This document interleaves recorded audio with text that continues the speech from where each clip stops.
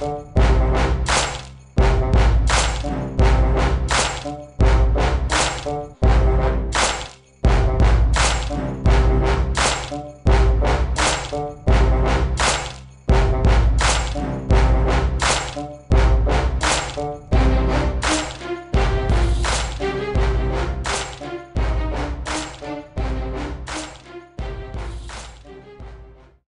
Robert, I'm Vasilios from World-Budo.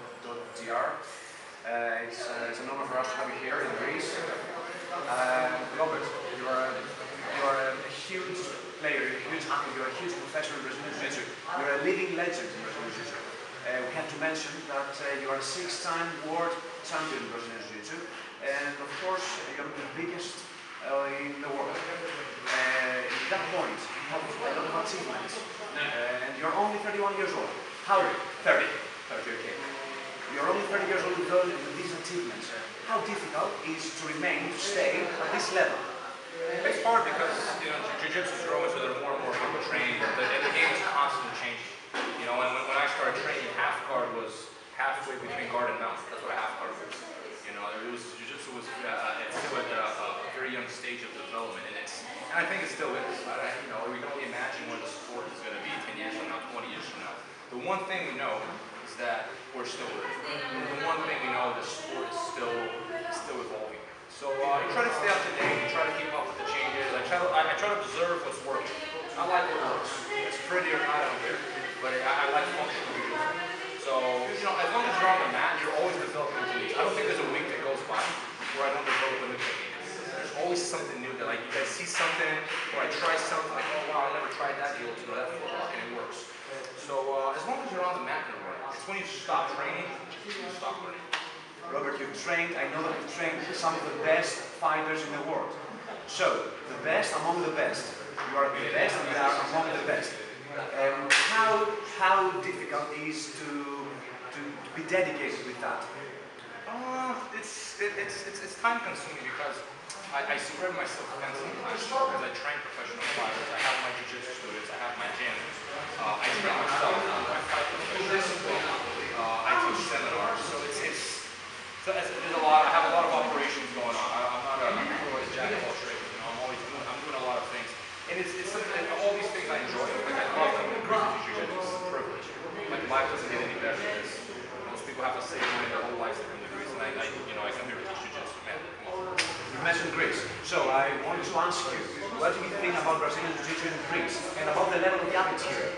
And according to other countries, you have to keep in mind that, Greece probably has a few violence, still at a very young stage of development. But I've been here for 3 years now. It's my 3rd year. Every year I see change. Every year I see something new. Every year I see something.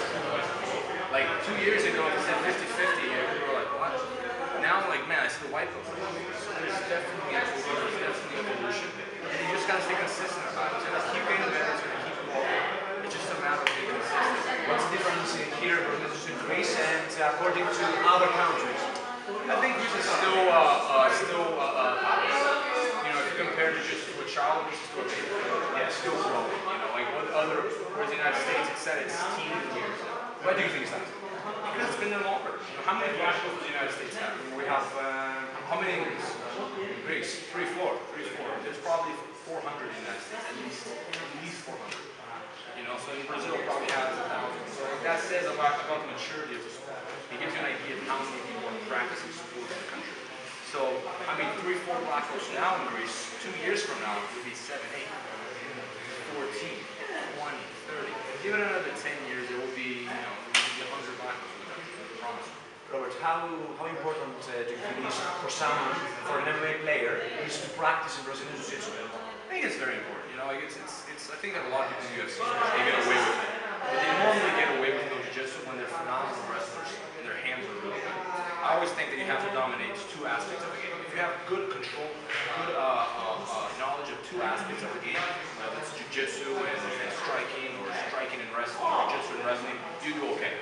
That being said, I think that a complete fighter should be well-rounded in all arenas. There's no reason why you shouldn't learn new technique. There's no reason why an MMA fighter shouldn't want to learn other techniques. Say you're a good boxer, like, I don't know, techniques. It works. So I think that a smart and intelligent intelligent fighter is one who's always trying to assimilate new weapons to his arsenal. And I think jiu-jitsu is very important. I think that a lot of people move away from it. The rules kind of favor striking over grappling. But you still see a lot. I think it's very important to see. I mean, it's hard to see UFC that doesn't have a It's not only striking. It's not only striking, it's part of the game and it always will be. It always will be. For as long as MMA has the rules that it has, we're always going to see. Robert, what can someone do in order to get on a high level of jiu-jitsu? What can someone do? Lots of time on the mat.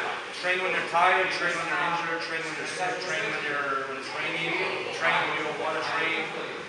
When you don't have a training partner, go find one. Train, and you got to train. There's no secret.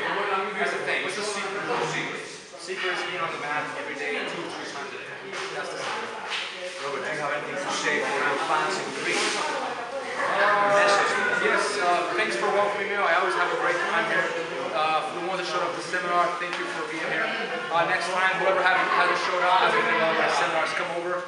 I'd also like to invite all Greeks that come to Vegas for, for whatever reason, come by the gym, everyone's welcome. No politics involved. Everyone come over and do some jiu-jitsu. And yeah, thank you guys for welcoming me. I have a great time here every time I come over. So, man, I went over to Sunio, where the temple is, man, I had a great time, man. It's beautiful. I love this country. So it's a privilege to be here. That was a huge Robert Drysdale. So thank you for being here. It was an honor for us. Thank you. It's my pleasure.